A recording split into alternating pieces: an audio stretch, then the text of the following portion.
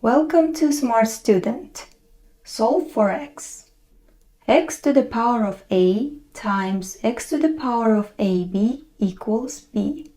Where ab are positive integers, x is a real number. So what should we do?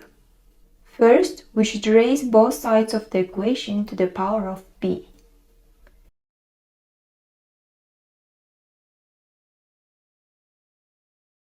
According to the power rule, a to the power of m all to the power of n equals a to the power of mn, which can be written as a to the power of n all to the power of m.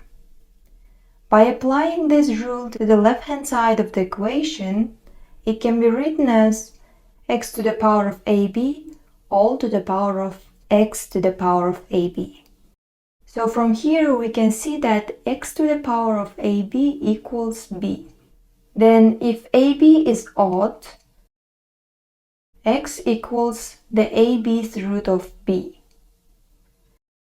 If ab is even, x1 equals ab's root of b and x2 equals minus ab's root of b. For example, if a equals 3 and b equals 5, then the equation becomes x cubed times x to the power of 15 equals 5. As 15 is odd, so x equals the 15th root of 5.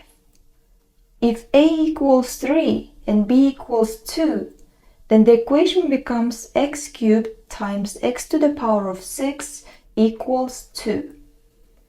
As 6 is even, so there are two roots.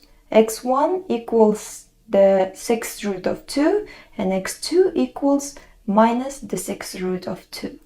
Thank you for watching. Don't forget to subscribe to the channel. See you in the next video.